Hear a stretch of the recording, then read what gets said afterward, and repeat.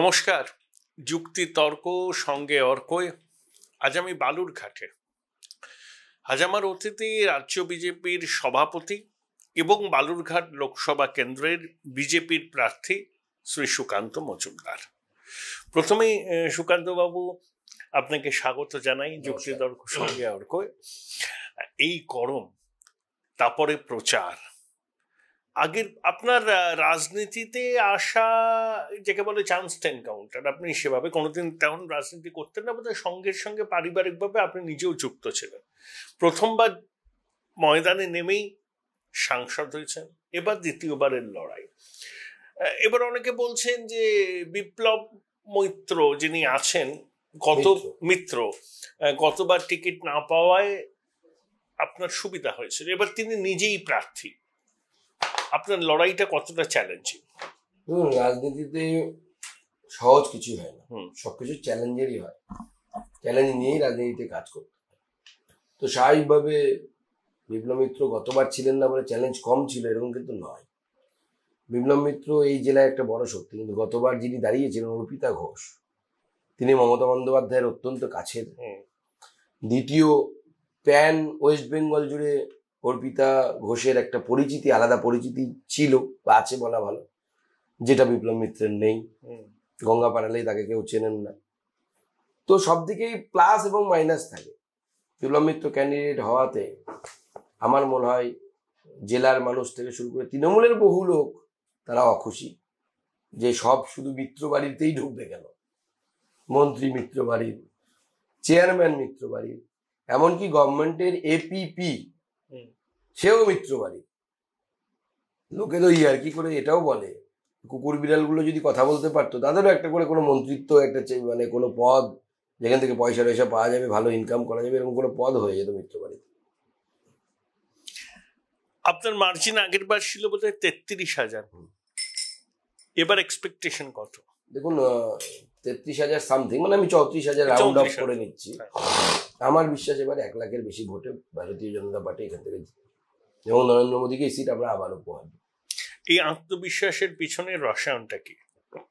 দেখুন, প্রথম কথা হচ্ছে গতবার মানুষ যে ভোট করেছিল, তারা ভোট করেছিলেন যে নতুন একজন ভদ্রলোক এসেছে রাজনীতিতে, অধ্যাপক মানুষ, ভোট দিয়ে দেখা যাক কি হয়।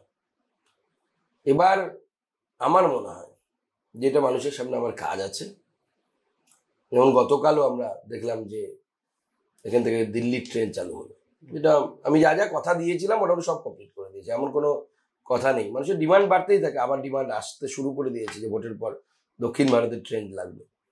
তো সেটা তো স্বাভাবিক, এটা অস্বাভাবিক কিছু নয়। কিন্তু এই যে কাজ, বিশেষ করে এই এলাকা মানুষ কেন্দ্র সরকারের কাছ থেকে আশা করে যে রেলের যোগাযোগ ব্যবস্থা, এটা কেন্দ্র সরকারের কাছ থেকে মানুষের আশা, সেই আশা আমি সর্বতভাবে পূরণ করেছি এবং চেষ্টা করেছি পূরণ করার। এবং তার সাথে সাথে 5 বছরে দুর্নীতির একটিও মাত্র অভিযোগ নেই। উল্টো দিকে যিনি প্রার্থী হয়েছেন বিপ্লব দা, সেই বিপ্লব মিত্র বাবু বহুদিন ধরে রাজনীতি করেন। 8 বছর আগে বিশ্ববিদ্যালয় প্রতিষ্ঠা হয়েছে, এখানে একটা ইট পর্যন্ত গাঁথতে পারেনি। শুধু মারামারি হচ্ছে, বালুরঘাটে হবে না গঙ্গারামপুরে হবে, বালুরঘাটে হবে না গঙ্গারামপুরে হবে, এই করে শেষে ভাগের মা গঙ্গা পায় না, সেরকমই অবস্থা। 8 বছর ধরে বিশ্ববিদ্যালয় আছে, বিশ্ববিদ্যালয়ের নিজস্ব কোনো ভবন নেই। এবং এই মুহূর্তে লজ্জার বিষয় যে বিশ্ববিদ্যালয় কোথাও ক্লাস করার জায়গা পাচ্ছে না। বিশ্ববিদ্যালয় এতদিন বালুরঘাট গার্লস কলেজে ক্লাস নিত, মানে ক্লাস হতো না, সেটা মানা করে দেওয়া হয়েছে। গার্লস কলেজে নোটিফিকেশন বেরিয়েছে, কোনো শিক্ষক যেন এই বিশ্ববিদ্যালয়ে ক্লাস নিতে না যায়। ভাবা যায় শিক্ষায় এটা সম্ভব? নোটিফিকেশন তৈরি করা হচ্ছে শিক্ষকদের, যাতে তারা ছাত্রছাত্রীদের জন্য ক্লাস না নেয়, এবং সেটা শিক্ষামন্ত্রীর উপস্থিতিতেই প্রায় হচ্ছে বলা ভালো। অর্থাৎ সর্বতভাবে ব্যর্থতা। একটাও মেডিকেল কলেজ, সব পাশাপাশি জেলাগুলোতে মেডিকেল কলেজ আছে, এখানে কোনো মেডিকেল কলেজ নেই। তো এই মেডিকেল কলেজ যে না থাকার জন্য দেখতেই তো পেলেন, আপনার উপস্থিতিতেই মানুষ আসছে চিকিৎসার জন্য। সব থেকে বেশি লোক আসে আমার কাছে দুটোর জন্য, এক চিকিৎসা আর দুই হচ্ছে চাকরি। এবং দূর দূর থেকে আসে, শুধু এই জেলা থেকে না, বাইরের জেলা থেকে অনেক সময় আসে। যিনি এসেছিলেন তিনিও এই জেলার মানুষ না, বাইরের জেলা থেকে এসেছিলেন। স্বাভাবিকভাবে আমার যেটা মনে হয়, একদিকে আমার কাজ অন্যদিকে তৃণমূল কংগ্রেসের নেতার যারা বা যিনি প্রার্থী হয়েছেন তার ব্যর্থতা। বুনিয়াদপুরের কারখানাটা হলো না কিন্তু রেলের, যেটা মমতা বন্দ্যোপাধ্যায় শিলান্যাস করেছিলেন। দেখুন, মমতা বন্দ্যোপাধ্যায় অনেক কিছুই শিলান্যাস করেছিলেন। বুনিয়াদপুরের কারখানা অর্পিতা ঘোষ যখন সাংসদ ছিলেন সেই সময় ভিডিও আছে যে ওই লোকসভাতে উনি প্রশ্ন করেছিলেন, তার পরিপ্রেক্ষিতে ওখানে রেলের সংশ্লিষ্ট মন্ত্রী বলছেন যে এটা তো অনেক আগেই বন্ধ হয়ে গেছে। কারণ মমতা বন্দ্যোপাধ্যায় শিলান্যাস করে 1,000 টাকাও দিয়েছিলেন কারখানাটা করার জন্য। শিলান্যাস করতে তো পয়সা লাগে না, 2-4 হাজার টাকা লাগে। রেলের অফিসাররা আসবে, আপনি এটা শিলা পুঁতে দেবেন। কিন্তু কারখানাটা করতে তো টাকা লাগে, সে টাকাটা কোথায়? কোনো বাজেটে অ্যালটমেন্ট নেই। মমতা বন্দ্যোপাধ্যায় রেলমন্ত্রী সরে যাওয়ার পর কে হলেন? মুকুল রায় হলেন। মুকুল রায় সরে যাওয়ার পর কে হলেন? দীনেশ ত্রিবেদী হলেন। সবাই তো তৃণমূলের। তা তাদের সময় কেন ফান্ড অ্যালট হলো না? কারণ ফান্ড অ্যালট করা পসিবল ছিল না। কারণ আমি করব বলছি, কিন্তু কি করব, করা যাবে কিনা সেটা তো ভাবতে হবে। আমরা শিল্প করতে গেলে কি কি প্রয়োজন, তার 8খানা আমার মনে আছে, আমরা যখন ভূগোল পড়তাম পশ্চিমবঙ্গ সরকারের সিলেবাস, এখন কোথায় যায় না, ক্লাস 8-এ এবং কতগুলো পয়েন্ট ছিল যে শিল্প করতে গেলে কি কি আবশ্যক শর্তাবলী কি কি। তো সেটা তাকে দেখতে হবে, সেটা তাকে তৈরি করতে হবে। আপনাকে এখানে নেই তো, আপনি কেন কিভাবে করবেন? এখানে কৃষিভিত্তিক শিল্প হতে পারে। আপনার কিছু উদ্যোগ, কেন্দ্রীয় সরকারের কোনো প্রকল্প এখানে রূপায়ণ করার আশু সম্ভাবনা আছে? কারণ লোকে কর্মসংস্থানটা হচ্ছে ভীষণ ভীষণ রকমের অগ্রাধিকারের বিষয়ের মধ্যে পড়ে। দেখুন, আমি গঙ্গারামপুরে কেন্দ্রীয় সরকারের মৎস্য গবেষণা কেন্দ্র তৈরি করার চেষ্টা করেছিলাম, কিন্তু এখানে স্পিড ব্রেকার সরকার চলছে। যাই আপনি চেষ্টা করবেন, আপনি জমি পাবেন না, আপনাকে জমি দেওয়া হবে না, এবং তারপর সেটা বীজবাও জলে চলে যাবে। বরাবরই প্রত্যেকটি প্রকল্প হচ্ছে। আমরা আইসিপি তৈরি করতে চাই এখানে, ইন্টিগ্রেটেড চেকপোস্ট হেলিতে, তার মাধ্যমে কর্মসংস্থান হবে। আমি এখানে রেক পয়েন্ট তৈরি করেছি রামপুরে, মালগাড়ি আসছে সেখানে, যারা মুটে মজুরেই প্রথম এই জেলাতে মালগাড়ির মাধ্যমে একজন ব্যবসায়ী এক মালগাড়ি ভর্তি সিমেন্ট নিয়ে এলো। এই যে এর ফলে যে মানুষের কর্মসংস্থান ছোটোখাটো, ওখানে আস্তে আস্তে এই রেক পয়েন্টটাকে যদি আমরা চালু করতে পারি, এবং আমার ভবিষ্যতে যে প্রকল্প নিয়ে আমরা এগোচ্ছি, বালুরঘাট হিলি রেল প্রকল্প 500 কোটি টাকা স্যাংশন করিয়েছি। এটা শুধুমাত্র হিলির লোকের ট্রেনে চড়ার জন্য নয়, হিলির লোক তো ট্রেনে চড়বেই, ওদের অনেক দিনের স্বপ্ন। স্বাধীনতার আগে আমরা ট্রেনে চড়তাম, স্বাধীনতার পরে আর ট্রেনে চড়তে পারি না। কিন্তু এই লাইনটা যদি আমরা বাংলাদেশের সাথে জুড়ে দিতে পারি, তাহলে আগামী দিনে অনেক কিছু ভাবনা চিন্তা হতে পারে, অনেক কর্মসংস্থানের ব্যবস্থা হতে পারে। দক্ষিণ দিনাজপুরের এই যে 3 দিক দিয়ে ল্যান্ডলক একটা অবস্থা, এই ল্যান্ডলক জায়গা থেকে আমরা বেরিয়ে আসতে পারবো। এবং আমাদের ভবিষ্যতে ইচ্ছা আছে, মাননীয় প্রধানমন্ত্রীর সাথে আমি বহুবার এ নিয়ে আলোচনাও করেছি, রেলমন্ত্রীর সাথে কথা হয়েছে। রেলমন্ত্রী ডিআরএমকে ডিপিআরও তৈরি করিয়েছেন, যে বালুরঘাট থেকে বাংলাদেশ হয়ে আমরা নর্থ ইস্টের সাথে যোগাযোগ করতে পারি কি পারি না। এই চিন্তা ভাবনাগুলো আছে। কিন্তু আমরা তৃণমূলের মধ্যে মিথ্যে কথা বলবো না, এই করে দেবো, মুখ করে দেবো। আমরা যেটা বাস্তবিকতা, যেটা করা যায় এবং করা সম্ভব এবং কোন স্টেজে আছে, আমরা সেইভাবেই লোককে জানাবো। তুলাইপাঞ্জি চালকে নিয়ে কিছু পরিকল্পনা আছে এক্সপোর্ট করার? দেখুন, তুলাইপাঞ্জি চাল মূলত উত্তর দিনাজপুরে বেশি হয়, দক্ষিণ দিনাজপুরে খুব কম সীমিত আকারে হয়। তার কোয়ালিটি উত্তর দিনাজপুরের থেকে একটু কম থাকে। বেসিক্যালি মহেন্দ্রগঞ্জ বলে একটি জায়গা আছে উত্তর দিনাজপুরে, সেইখানকারই তুলাইপাঞ্জি চালের মানে ডিমান্ড সব থেকে বেশি, সুগন্ধি হয়। তুলাইপাঞ্জি চালের যে বিষয়টি আছে, এটাকে এখনই যার ডিমান্ড, কৃষকরা সেটা ফুলফিল করতে পারেন না। স্বাভাবিকভাবে এটাকে আর বেশি এই মুহূর্তে করার প্রয়োজন নেই, বরঞ্চ কৃষকরা যাতে তুলাইপাঞ্জি চাল চাষ করে এবং সেই তুলাইপাঞ্জি চালের অ্যারোমা, সুগন্ধি যে বিষয়টি, তা ধরে রাখার জন্য যা করা দরকার। কারণ আমার নিজের অভিজ্ঞতা বলছে সেই সুগন্ধ আর নেই।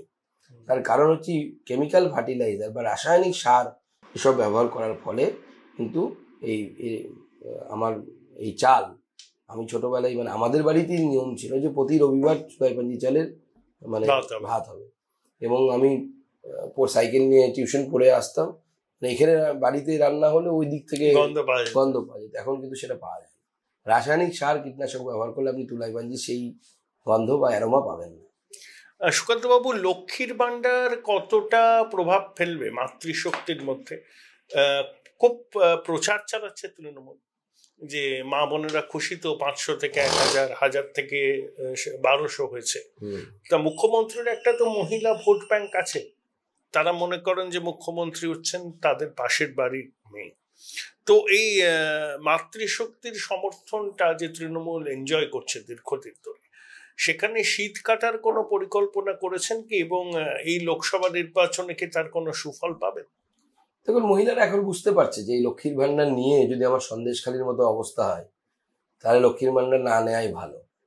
তো স্বাভাবিকভাবে, আর লক্ষ্মীর ভান্ডার এরকম নয় তো বিজেপি এলে দেবে না। বিজেপি তো বিজেপি শাসিত রাজ্যে নাম ভিন্ন, পদ্ধতি ভিন্ন, অনেক বেশি অ্যামাউন্টে টাকা দেয়। আসাম অরুণোদয় প্রকল্প 1250 টাকা করে দেয়, আজকে থেকে দিচ্ছে না, 2 বছর পেছন থেকে, মানে হেমন্ত বিশ্ব শর্মা মুখ্যমন্ত্রী হওয়ার পর থেকে দিচ্ছেন। Join Indian Institute of Hotel Management now. Right choice, right decision. কোনো জায়গায় বৃদ্ধ ভাতার নামে দেওয়া হচ্ছে। হরিয়ানাতে 2750 টাকা বৃদ্ধ ভাতা ছিল, এবার সেটা 3000 টাকা হয়ে গেছে। প্রতি বছর ওদের 250 টাকা করে বাড়ে। অর্থাৎ পরিবারের লোককে কিছু সাহায্য করা, কিন্তু তার অ্যামাউন্টটা অনেক বড়। কিন্তু বিজেপি শাসিত রাজ্যে লাডলি বেহালাতে আপনি চলে যান মধ্যপ্রদেশে, লক্ষ্মীর ভান্ডারের এই আদি সংস্করণ। লক্ষ্মীর ভান্ডার কিন্তু পরে তৈরি হয়েছে, ওরা আগে। লাডলি বেহালা প্রথম প্রকল্প, লাডলি লক্ষ্মী, তারপরে লাডলি লক্ষ্মী, তারপরে লাডলি বেহালা। প্রথম মধ্যপ্রদেশ বিজেপি শাসিত সরকার মহিলাদের টাকা দেওয়ার ব্যবস্থা করে। এবার মনে হয় 3 না 3500 টাকা সেটা হয়েছে। তো স্বাভাবিকভাবে বিজেপির যে এই বেনিফিশিয়ারিকে টার্গেট করে যে প্রকল্প, অর্থাৎ গ্রামের মহিলা, শহরের মহিলা, তাদের অ্যাকাউন্টে টাকা ঢোকা বা তাদেরকে আত্মনির্ভর করার চেষ্টা করা, তো বিজেপি অনেক এগিয়ে। আমাদের মহিলাদেরকে এই চোখটা খুলে দিতে হবে যে দেখো, তৃণমূল এটা বলছে বিজেপি শাসিত রাজ্যে এত পাওয়া যায়। সেই প্রচারটা আপনারা করছেন না কেন? আমরা বাড়াবো না, আমরা তো অনুদান বাড়াবো না, আমি হই বা আমাদের বিরোধী দলের নেতা শুভেন্দু বাবু করছেন, আমরা প্রত্যেকটা ভাষণে বলছি 2 থেকে 3000 টাকা একদম কনফার্ম। অন্নপূর্ণার ভান্ডার আমরা তো নামও দিয়ে দিয়েছি, অন্নপূর্ণার ভান্ডার হবে, এবং 2 থেকে 3000 টাকা আমরা মহিলাদের মাসে মাসে দেওয়ার ব্যবস্থা করব। এবং এখন প্রচুর মহিলা পান না, যারা পাওয়ার যোগ্য তারাও পাবেন, সেই ব্যবস্থা করব। 2019-এ আপনি যখন প্রথমবার সাংসদ হলেন, তখন বিজেপি এ রাজ্যে স্বাধীনতার পর থেকে সব থেকে ভালো ফল করল, 18টা আসন তারা জয়লাভ করলেন। তা এবার সেই রেকর্ডকে ছাপিয়ে যাওয়ার সম্ভাবনা কতটা? দেখুন, বিভিন্ন ওপিনিয়ন পোল যে দেখাচ্ছে, তাতে বিজেপির আসন সংখ্যা বলছে 19 থেকে 29। 19-এর নিচে কেউ নামেনি, 29-এর উপরে কেউ বলেনি। সম্প্রতি যে এবিপি আনন্দ সি ভোটার করলো, সেখানে 20 রয়েছে, আর 2টো আদার্স। তো আপনি কি 19-এর রেকর্ড ব্রেক করতে পারবেন সভাপতি হিসাবে, যেটা আপনার মুকুটে একটা বাড়তি পালক যোগ করবে? দেখুন, আমার মনে হয় বিজেপি খুব ভালো ফল করবে। মাননীয় গৃহমন্ত্রী 35টি আসলে প্রথমে টার্গেট দিয়েছিলেন আমাদেরকে প্রস্তুতির জন্য, আমরা প্রস্তুতি করেছিলাম। এবার উনি এসে বলে 30 পার করতেই হবে। তো স্বাভাবিকভাবে আমরা সেই টার্গেট নিয়ে এগোচ্ছি। ওপিনিয়ন পোল ভিন্ন ভিন্ন হয়, সেটা নিয়ে আমার কিছু বলার নেই। গতবার এই এবিপির কথা বললেন, আমি সেজন্য এবিপির নাম নিচ্ছি। 8টা সিট দিয়েছিল আমাদের, আমরা 18টা পেয়েছিলাম। তো লোকসভা ভোট মোদির নামে হয়, এবং যে লোকটা তৃণমূলও করে সেও জানে যে মোদির থেকে ভালো প্রধানমন্ত্রী, নরেন্দ্র মোদির থেকে ভালো প্রধানমন্ত্রী এই মুহূর্তে অপশন ভারতবর্ষের হাতে নেই। তো স্বাভাবিকভাবে আমার বিশ্বাস তৃণমূল যারা করে তারাও নরেন্দ্র মোদীকে প্রধানমন্ত্রী চাইছেন, তারাও নরেন্দ্র মোদীকে প্রধানমন্ত্রী হওয়ার জন্য ভোট দেবে। এবং সেই সংখ্যাটা এমন জায়গায় যাবে, আমার মুকুটে পালক লাগবে কিনা সেটা বিষয় নেই। ভারতীয় জনতা পার্টি পশ্চিমবঙ্গ শাখা আগামী দিনে পশ্চিমবঙ্গে সরকার গড়ার জন্য সামনের দিকে এগিয়ে যাবে। এবার নেতৃত্বের প্রশ্নে গণভোট হবে কার্যত দেশে। আমার ঠিক 2টো প্রশ্ন। দেখুন, আগের বার আপনারা 18 জন জিতলেন, কিন্তু আমরা একজন পূর্ণমন্ত্রী পেলাম না পশ্চিমবঙ্গ থেকে। এবার সেই খরা কাটবে তো বঙ্গবাসীর? দেখুন, মন্ত্রিত্ব কে পাবে না পাবে বা কে পূর্ণমন্ত্রী হবে, এসব নির্ভর করে হচ্ছে আমাদের কেন্দ্রীয় নেতৃত্ব। কিন্তু রাজ্যের মানুষের এক্সপেকটেশন থাকে না, সেটা এক্সপেকটেশন থাকে, অস্বাভাবিক কিছু নেই। আমাদেরও এক্সপেকটেশন আছে যে হ্যাঁ, ভালো মন্ত্রিত্ব এখান থেকে পাক। তো আমরাও সেই এক্সপেকটেশন রাখছি। আগামী দিনে মাননীয় প্রধানমন্ত্রী এবং মাননীয় আমাদের সর্বভারতীয় সভাপতি সহ অন্য নেতৃত্বের সাথে কথা বলবো, অসুবিধা কি আছে? বাংলার যে বাংলাতে আমাদের সেটা সমস্যা কি, বাংলাতে অভিজ্ঞ নেতা আমাদের তো সত্যি কথা বলতে খুব কম ছিল, কারণ ভারতীয় জনতা পার্টি বেড়েছে হচ্ছে 14 থেকে তারপরে। তার আগে যারা নেতৃত্ব করেছেন তাদের মধ্যে আমাদের যারা দাঁড়িয়েও ছিলেন তারা ভোটে জিততে পারেননি। তপনদা জিতেছিলেন, তপনদা জিতেছিলেন না, আমি 19-এর কথা বলছি। ধরুন রাহুলদা আমাদের খুব অভিজ্ঞ নেতা, রাহুলদা ভোটেও দাঁড়িয়েছিলেন, জিততে পারেননি। স্বাভাবিকভাবে জিততে না পারলে তো মন্ত্রিত্ব হওয়ার জায়গাটা কমে যায়, মানে সম্ভব না, তো স্বাভাবিকভাবে সেই জন্য হয়নি। দেখুন, মমতা বন্দ্যোপাধ্যায় ক্ষমতায় আসার আগে রেল মন্ত্রকটাকে খুব ভালোভাবে ব্যবহার করেছিলেন রাজ্যের মানুষের কাছে বার্তা পৌঁছতে। রেল এবং রুরাল ডেভেলপমেন্ট এই দুটোতে সরাসরি রাজ্যের মানুষের জন্য কাজ করা যায়। তো আপনাদেরও নিশ্চয়ই সেই দাবিটা থাকা উচিত, কারণ 26-এ বিধানসভা নির্বাচন। তো সেই রকম কোনো মন্ত্রক যাতে পশ্চিমবঙ্গ থেকে নির্বাচিত সাংসদদেরকেও পান, যাতে পশ্চিমবঙ্গের মানুষের সঙ্গে প্রত্যক্ষভাবে জড়িয়ে কাজ করা যায়, যেটা মমতা বন্দ্যোপাধ্যায় এক্সাম্পল।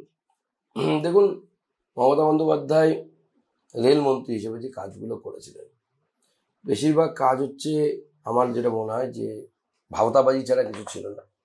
তার কারণ আমরা দেখেছি, মানে এরকমও দেখেছি 2011 সালে বালুরঘাট হিলি রেল প্রকল্পে ভোটের আগে এখানে এই কামারপাড়া বলে যে জায়গাগুলো আছে যেখানে রেল লাইনটা যাবে আর কি, ওখানে ওই সিমেন্টের ফিশ প্লেট ফেলা হয়েছিল, স্টোন ফেলা হয়েছে ভোটের আগে কন্ট্রাক্টরদেরকে দিয়ে। ভোট পার হয়ে গেল কি 11 সাল কবে গেছে আজকে দেখুন এখনো পর্যন্ত রেল লাইন হয়নি। সুকান্ত মজুমদার 500 কোটি টাকা এনে দিয়েছে, এখন হয়তো হবে। বহু জায়গায় এখানে রেল হসপিটাল করবে, ওখানে রেল কলেজ করবে, ওখানে ভাওতাবাজি। এগুলো রেলের কাজ হচ্ছে রেল চালানো, প্রথম কাজ হচ্ছে এটা, রেল চালানো, সময় মতো রেল চালানো, রেলকে প্রফিট মেকিং করা। আপনি এইসব করে বেড়াবেন তো হতে পারে না, আপনি মানুষকে মিথ্যে স্বপ্ন দেখাচ্ছেন। এবং এই সমস্যা হচ্ছে এটাই, যেহেতু আমাদের দেশের বেশিরভাগ মানুষ অতটা শিক্ষিত না, অতটা ওয়াকিবহাল না, যা বোঝানো যায় তাই বোঝে। মমতা ব্যানার্জি রেলে এই আলটিমেটলি লোকে কি দেখলো, কিচ্ছু হলো না, হবে না, তো হওয়া সম্ভব না। তো ইকোনমি বলে তো একটা শব্দ হয়, অর্থশাস্ত্র বলে তো একটা শব্দ হয়, আপনি অর্থশাস্ত্রের বাইরে গিয়ে তো কিছু করতে পারবেন না। আমার একটা প্রশ্ন আছে, কেজরিওয়াল চেনে, কবিতারাও চেনে, এ রাজ্যের প্রভাবশালীরা বুক ফুলিয়ে ঘুরে বেড়াচ্ছেন, কথায় কথায় চ্যালেঞ্জ জানাচ্ছেন, পাবলিক পারসেপশন হচ্ছে নিশ্চয়ই কোনো আন্ডারস্ট্যান্ডিং আছে, সেই জন্য এই রাজ্যের সর্বোচ্চ প্রভাবশালীদের বিরুদ্ধে কোনো পদক্ষেপ নিচ্ছে না এজেন্সি। এই ন্যারেটিভটা কিন্তু একটা মান্যতাও পেয়েছে, যেটা আপনাদের ইলেকটোরাল সমস্যা হতে পারে। দেখুন, আমার যেটা মনে হয় এরকম কোনো বিষয় নেই। সেই বিষয়টি হচ্ছে যে তদন্তকারী সংস্থা তদন্ত করে, তদন্ত করতে করতে তাদের হাতে কিছু প্রমাণ আসে। কখনো সেই প্রমাণ প্রত্যক্ষ প্রমাণ হয়, কখনো সেই প্রমাণ পরোক্ষ প্রমাণ হয়। পরোক্ষ প্রমাণের ক্ষেত্রে সাধারণত যারা হেভি ওয়েট, তাদেরকে কোনো কেন্দ্রীয় এজেন্সি বা কোনো এজেন্সি, সে বিজেপি সরকার হোক কংগ্রেসের সরকার হোক, সহজে তাদেরকে কিন্তু হাত দেয় না যখন প্রত্যক্ষ প্রমাণ আছে। কারণ আমাদের জুডিশিয়ারিটা এমন, আমাদের বিচার ব্যবস্থার সিস্টেমটা এমন, যেখানে বলা আছে যে একজনও নির্দোষ যেন কনভিক্টেড না হয়। তো স্বাভাবিকভাবে কেন্দ্রীয় এজেন্সিও দেখে যে আমি যাকে গ্রেপ্তার করছি তার বিরুদ্ধে যদি আমার অকাট্য প্রমাণ না থাকে, খুব সহজেই যদি সে বেরিয়ে আসতে পারে, ধরে নিয়ে গেলাম 1 মাস পর জামিন পেয়ে গেল, এরকম ধরে তো সত্যি কথা বলতে করে লাভ নেই।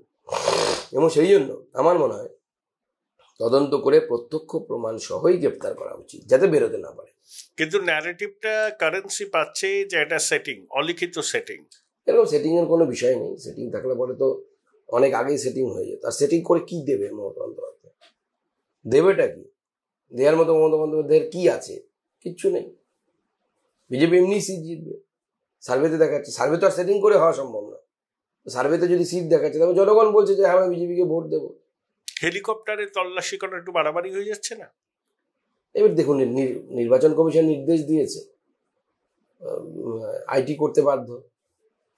আর এই সময় কেন হেলিকপ্টারে তল্লাশি করে আমি বুঝতে পারলাম না, যখন অভিষেক ব্যানার্জি হেলিকপ্টারে নেই। আর আমারও মনে হয় অভিষেক ব্যানার্জি অত বোকা না যে সে হেলিকপ্টারে করে টাকা নিয়ে বিলি করে বেড়াবে, কারণ হাজারো পলিটিক্স করতে এসছে। তো স্বাভাবিকভাবে তারও মিনিমাম বুদ্ধি আছে। আর টিমও তো খুব খারাপ নেই, ভালো টিম আছে। তো স্বাভাবিকভাবে সে এরকম এত বোকা বলে তো আমার মনে হয়। উত্তরবঙ্গে 8টায় 8 হবে, 8-8 এবার এবার হবে। এবার 8 আর মমতা বন্দ্যোপাধ্যায় প্রচারের শেষ লগ্নে ঝড় তুলবেন, সেই ক্ষেত্রে কাউন্টারটা কি করবেন বালুরঘাটে? না, উনি আসবেন, প্রচার করবেন, চলে যাবেন, কোনো অসুবিধা নেই। মমতা বন্দ্যোপাধ্যায় মুখ্যমন্ত্রী, কেন আসবেন না? বারবার আসুন। আমি তো বলবো আপনি আমার বাড়িতে আসুন, চা খেয়ে যান, আপনাকে আমি আমন্ত্রণ জানাচ্ছি। আপনার সাথে আমার ব্যক্তিগত কোনো বিরোধ নেই, বরঞ্চ আপনি যদি আমাকে সময় দেন, আমি আমার জেলার উন্নয়নের জন্য আপনার সাথে মিটিংয়েও বসতে রাজি আছি। আপনার যদি সৎসাহস থাকে সুকান্ত মজুমদারকে সময় দেওয়ার, অসুবিধে কি আছে? আমি আমার এয়ারপোর্ট নিয়ে আপনার সাথে কথা বলবো, মেডিকেল কলেজ নিয়ে আপনার সাথে কথা বলবো, এবং আপনিই উদ্বোধন করবেন, কোনো অসুবিধা নেই। আসুন, উন্নয়নের জন্য কাজ করি। বিজেপির ভাঙা ঘর জোড়া লেগেছে, এক একজন এক একটা অবস্থানে ছিলেন কিছুদিন আগে পর্যন্ত। না, বিজেপির ঘর ভাঙা নেই। বিজেপির যেহেতু এখানে ডেমোক্রেসি আছে, আপনার বলার অধিকার আছে, আপনি বলতে পারেন, সেই জন্য আমরা স্বাভাবিকভাবে অনেক সময় আমরা পার্টির ডিসিপ্লিনের বাইরে চলে যাই। কিন্তু দেখবেন ও যারা ডিসিপ্লিনের বাইরে চলে যায় তারা পরে আবার ঠিক রাস্তায় চলে আসে। আপনার পূর্বসূরির বেখাপ্পাক মন্তব্য সম্পর্কে আপনার কি বক্তব্য? না, দেখুন, আমার মনে হয় না বেখাপ্পা খাপ্পা ওরকম কিছু হয়। এক একজনের একটা ইউনিকনেস থাকে। দিলীপ ঘোষের একটা ইউনিকনেস। আর দেখুন, ফুলের বুকে বা ফুলের তোড়া তখনই ভালো লাগে, দেখতে সুন্দর হয়, তাতে বিভিন্ন ধরনের ফুল যখন থাকবে। যদি একই ফুল দিয়ে আপনি তোড়া বানান, মনোটোনাস হয়ে যাবে। আপনি রজনীগন্ধা, সেটা শ্রাদ্ধের সময় দেয়। বিয়েতে কিন্তু সব ফুল লাগে, আনন্দের জন্য সব ফুল লাগে। তো সেই জন্য এখানে আপনার দিলীপ ঘোষের মন্তব্যও লাগবে, শুভেন্দু অধিকারীর লড়াই লাগবে, সুকান্ত মজুমদারের কুলনেস কামনেসও লাগবে। Team, obviously it's a team game. দিলীপদাকে সরানো হলো কেন মেদিনীপুর থেকে? বিভিন্ন কারণ আছে। সিটটা কি সুবিধাজনক ছিল না দিলীপদার পক্ষে? এই মুহূর্তে ক্যামেরার সামনে আমি সেটা বলার পক্ষপাতী নই। পার্টি যে সিদ্ধান্ত নেয় সেই সিদ্ধান্ত ভেতরে আলোচনা করে ঠিক হয়, সেই সিদ্ধান্ত বাইরে প্রকাশ্যে বলা ছিল। শেষ প্রশ্ন, যদি বিজেপি 20 থেকে 25টা আসন পায়, তাহলে কি এই বছরের শেষের দিকেই রাজ্যে বিধানসভার ভোট? এখানেও কি অপারেশন লোটাস? দেখুন, আমরা অপারেশন লোটাস ফোটাস করে ওরকম সরকার তৈরি করতে চাই না। আমরা যেটা জানি যে আমার যেটা বিশ্বাস, বিজেপি যদি তৃণমূলের থেকে একটি সিটও বেশি পায় তাহলে সরকার পড়ে যাবে। সরকারের অবস্থা ভালো না, তৃণমূল কংগ্রেস দলটার অবস্থা এই মুহূর্তে ভালো না। কতদিনের মধ্যে পড়বে সে জ্যোতিষীরা বলতে পারবেন। এই বছরের মধ্যে ভোট হওয়ার সম্ভাবনা আছে কি? দেখা যাক না কি হয়, ক্রমশ প্রকাশ্য। সাসপেন্স যদি প্রথমেই আপনি বলে দেন তো ওয়েব সিরিজ চলবে না আপনার। অনেক ধন্যবাদ, অনেক ধন্যবাদ, বেস্ট অফ লাক। হ্যাঁ, ধন্যবাদ। ভালোভাবে নির্বাচন লড়ুন এবং আশা করব মানুষের আশীর্বাদে আপনি দ্বিতীয়বারের জন্য সংসদে যাবেন। মানুষই সব থেকে বড় কথা। মানুষ আমাকে আশীর্বাদ করলে দ্বিতীয়বার সংসদে যাব। আর যেভাবে সাংসদ রত্ন থেকে শুরু করে পুরস্কার পেয়ে জেলার, এই পুরস্কার তো আমার নয়, এই জেলা তথা এই বালুরঘাট লোকসভার মানুষের পুরস্কার। এবং আমাদের অনেকেরই আশা যে এবার হয়তো আপনি কেন্দ্রে একটা গুরুত্বপূর্ণ দায়িত্ব পাবেন। সে তো আমাদের নেতৃত্ব ঠিক করবে। আমরা পার্টির কর্মী, পার্টি যা দায়িত্ব দেবে, এখন রাজ্য সভাপতি আছে, কালকে যদি বলে বুথ সভাপতির কাজ করো তো বুথ সভাপতির কাজ করবো। Thank you.